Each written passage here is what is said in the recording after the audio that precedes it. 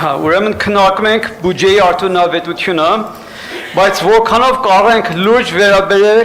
այս բյուջեի ծախսերին, երբ այս քաղաքապետարանի նկատմամբ վստահություն չկա,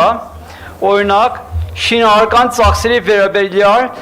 մենք բոլորս լսել ենք Լիլան Արմ անունով շինարարական ընկերության մասին, որի ղեկավարը եղել է ՔՊ-ի ավագանի ցուցակում։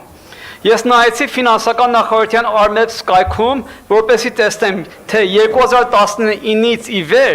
որքան պայմանագրեր է շահել Լիլան Արմը եւ իր մրցակիցները։ Պարզեցի, որ Երևան քաղաքի մրցույթներին հաճախակի մասնակցող 13 ընկերություններից 2 ընկերություն շահում է քաղաքի շինարարության հայտերի ավելի քան 95%-ը։ Այդ 2 ընկերություններից մեկը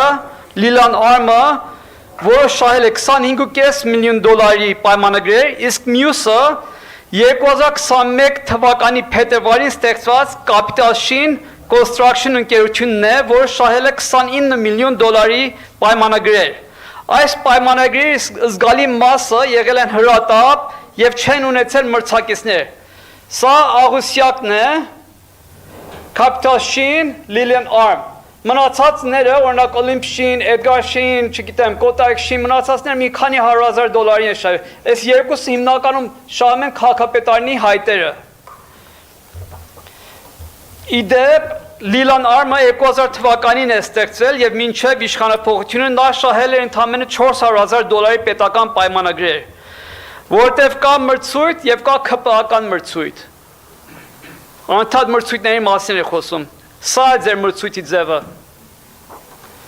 Խոսենք տասնյակ միլիոնավոր դոլարների արժողության շինթույլտությունների մասին, որոնք տեղ չեն գտնվում այս քաղաքի բյուջեում։ Մոտ 6 ամիս առաջ այս քաղաքապետարանը ընդունեց նոր գլխավոր հատակագիծ, որտեղ միտումնավոր շարունակեց դուրս թողնել գոտիավորման հստակ սահմանումներ նոր շենքերի բարձրությունը կարգավորելու համար։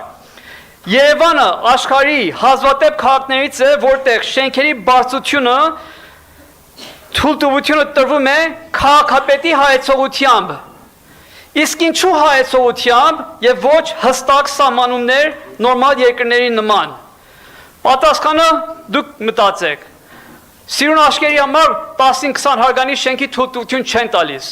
երբ որ սաղ շենքեր 6 հարկանի են։ Այդ ամեն հարկը մի հողի գին ունի։ $1,000-2,000 կամ ավելի բարձր է այդ հողի գինը։ Միա 15 հարկանի շենքը տեղ 10 հարկ ձրի հողաց, 10 հարկ ամեն 10 հատ ձրի հող են ստանում։ Այդտեղ լուրջ գումարներ են պտտվում։ Արդյոք մենք պիտի ուրիշ բան ակնկալենք մի քաղաքապետից, ով փոշիացրել է $70 միլիոն անիվում, գումարներ բաժանելով կասկածելի աշխատողներին եւ ընկերություններին, որից մեկը վերջերս իմացանք մի 8 օրական օֆշորում ստեղծված ընկերություն էր, որի տնօրենը պարոն Ավինյանի կնոջ ընկերուհին եւ գործընկերն էր։ Այդ ընկերությունը ստացել $4.2 միլիոն եւ այժմ համարյա գոյություն չունի, ունի 1 աշխատող։ $70 միլիոն բաժանվել է տարբեր բիզնեսներին 49% պետական մասնաբաժինների համար, իսկ գիտեք վերջին 5 տարիներում այդ 49%-ներից ինչքան շահութաբաժին է եկել պետբյուջե։ Ես նամակ ուղարկեցի ֆինանսների նախարարություն։ Ստացա պատասխան, վերջին 5 տարին անիվ ֆոնդ ՓԲ կողմից ստացվել է $2,883,500 դրամ, այսինքն $7,300 շահութաբաժին ենք ստացել, $70 միլիոն տվել ենք, $7,300 ստացել ենք։ Բա մեկ չի պարոն Փաշինյանը, խեղճ մարդը կոպեկ վերադարձում է, դուք ինչ եք անում ստեղ։ Կոպեկ է վերադարձում, օգնեք իրեն։ Անփոփեք։ Կարող է պարոն Փաշինյանը այսքան միամիտ է, որ չգիտի ինչ է կատարում, թե կարող է նա կանաչ լույս է տվել այս թալանին։ Նախկինները դեռ չեն պատժվել, թալանը չի վերադարձվել, եւ հիմա ուզում եք հավատանք, որ հարյուրավոր միլիոնավոր դոլարների թալանը համակարգված չէ։ Անփոփեք, պարոն Զարուհի։ Մեսրոպ Մանուկյան։